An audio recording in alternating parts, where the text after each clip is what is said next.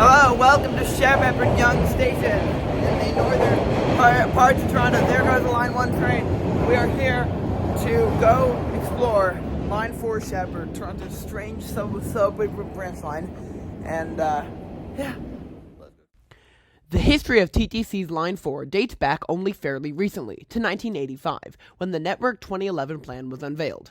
A massive plan to improve transit in Toronto, it proposed 3 new subway lines along Sheppard and Eglinton Avenues and a relief line through downtown Toronto.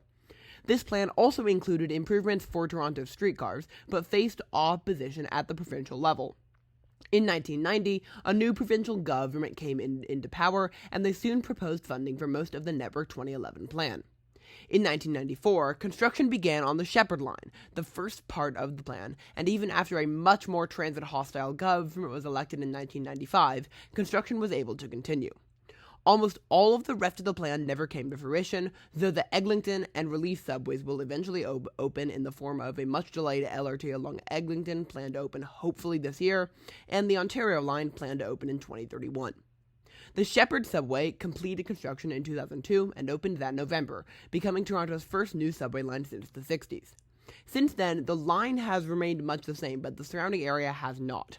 Many high-rise towers, because Canada, and other TOD have sprung up in spite of the fairly suburban route. The line has received some criticism for being so short, and while it is Toronto's shortest subway line by far, it still gets substantial ridership, getting approximately 15 million passengers per year. So now, with that short history section out of the way, let's go explore this little subway oddity.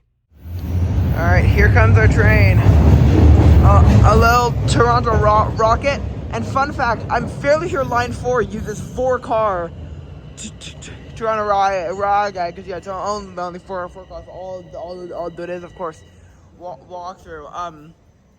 So yeah, these are the exact same trains used on Line 1, but these are the 4 car areas. Line 4 to Sheppard-Yonge. Line 4 to Sheppard-Yonge. You'll also note that this is unique here. It's the Line 4 lit up. You see line 1's blinking. This happens on Line 1 too, and I love it. On the Toronto Rockets at interchange stations, the interchange line blinks, which I think is really smart, and I think other cities should do that, because if you don't know the city and you're pulling into, say, Sheppard-Yonge and you want to go downtown, now you know that's the line to take you downtown. Or the more realistic option is if you're like transferring from Line 1 to Line 2, you can see that's Line 2. Okay, that goes to the airport, that goes to all these places. So yeah, that's very smart. All right, we're on board now. We should be leaving soon. So yeah, I'll see you as we depart Sheppard-Yonge. Right, so we just left Sheppard-Yonge. The next stop is Bayview, but this line, as you can see here, because open gangway trains are cool, is not super well used. Why is that? Well, because I mean you can see it on the map, but I'll put a more geographic map. Now we're just a little tiny branch line along basically just a suburban stroad in the suburbs. So why does this exist? Well, that's what we're trying to find out in this video. Essentially, what that means is that this line does not get super high ridership. Sheppard-Yonge and Don Mills do. Some of the stations get more than others, but the least used station on the entire TTC is Bessarion Station, which is on this line. And you just know that when there's a least used station, I'm going to it, right? Well, I am. So I'll see you at Bessarion Station. And I'd be surprised if there was anyone else there, to be honest. All right, Bessarion Station, welcome. First off, this is a cool mural. Every station on the line, on the Sheppard subway, has an interesting mural. And Bessarion's is, I think, really cool, but we'll see the other ones as well. 2 things I've noted, think straight into that. East to Leslie. It said Sheppard-Yonge east to Bayview. You'll notice that says west to Bayview. It is interesting that they don't say east or west to the terminal station. They say to the next station, which could be good. I don't know. This designated waiting area. I didn't know what this was until I heard. I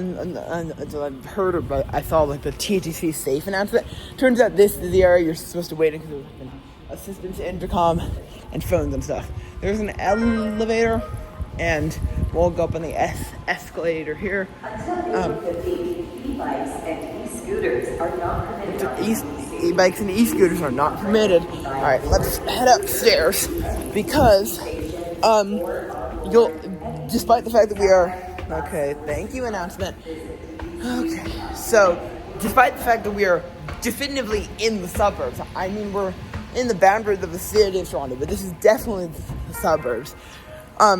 We're underground. I'll also note, oh my God, thank you.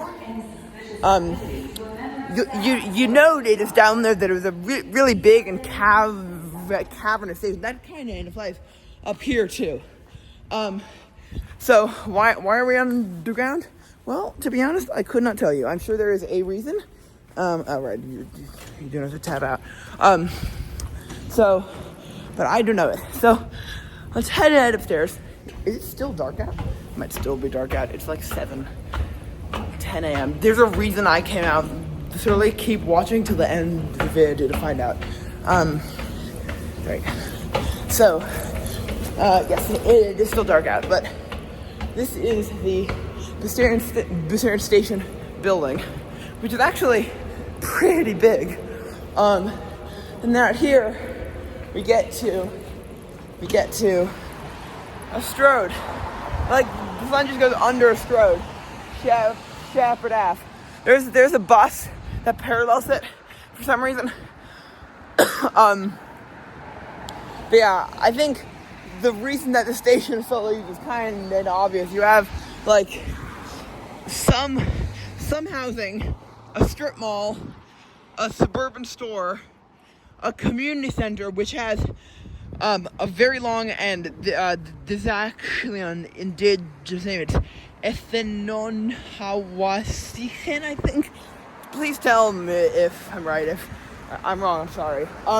There's a lot of high-rise development being built because, say it with me, Canadian suburban planning is broken. But it's not that close to the station. I think it's quite clear why the station's so used. So yeah, that is Bessarion Station, least used station on the whole TTC. I'm cold, so let's go back inside. Alright, so I forgot to give the ridership numbers for Bessarion Station. So according to a TTC PDF, between September 2023 and August 2024, 3,180 people per day boarded at Bessarion Station, which makes it the least used station on the TTC. After Bessarion, I hopped over to Bayview Station, and Bayview is basically just another Bessarion, except there's actually something there in the form of a massive mall. Said massive mall is not like some cool urban mall. No, it's a massive mall with a massive parking lot, and the fact that there's a subway line there that comes every few minutes is just insane, because I feel like this is the type of place where you would expect a deviatory minibus to come a couple times a day, not a subway line. Much less a frequent one. There were less high-rises here, still some, and you're seeing all this from Google Maps, Google Street View, because it was dark and the footage was not very good. Yeah, turns out filming very early morning in the winter in Canada is not great for filming. So yeah, I then hopped on line 4, continuing out further towards Don Mills, and I'll see you at Don Mills Station. All right, I'm in the mezzanine at Don Mills. I got told off by a TTC employee down there that filming was apparently banned on the TTC, and like I have my phone confiscated, which I thought was bullshit. And then I looked it up, and yeah, it says online, like, tourists, individuals, and families, as long as you're filming public areas and for non-commercial reasons. And I'm filming public areas, and this channel has not gotten monetized yet. I'm somewhat close, but I've not actually made any money, nor do I expect to. So, yeah. Anyway, we are now at the Don Mills bus terminal, which is, like, it's interesting because it's like not. I don't know if it's actually underground because. Oh my God. Call control. 506 Bayview, please call control. 506 Bayview, Great announcement.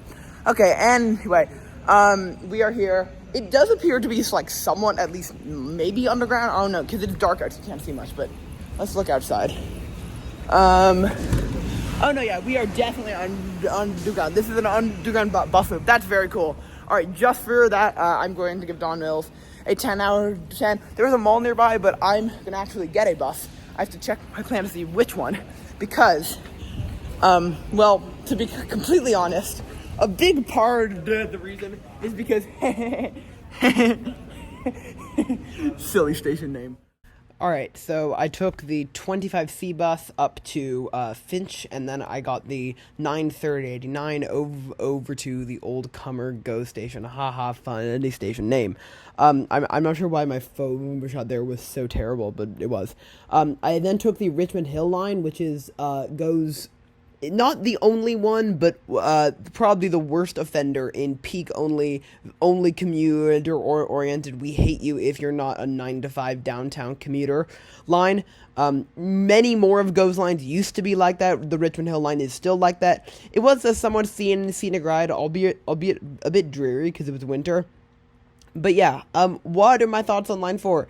Basically, it's weird that it exists, but considering that it's driven so much development, great. I do think Sheppard-Ave could do with a massive road diet. It is way too many lanes right now, and I think it would draw even more development, and it would make the area just nicer to be in if Sheppard-Ave was a street that you could safely walk along. But having a subway there is really nice. I'm not entirely sure why this was the project that was the one that was the more important one compared to like the Ontario line or even the Eglinton line. But this was the one that got built, and it sure is weird. So yeah, that is Toronto's strange subway branch line. I hope you enjoyed watching, and I'll see you next week. Bye-bye.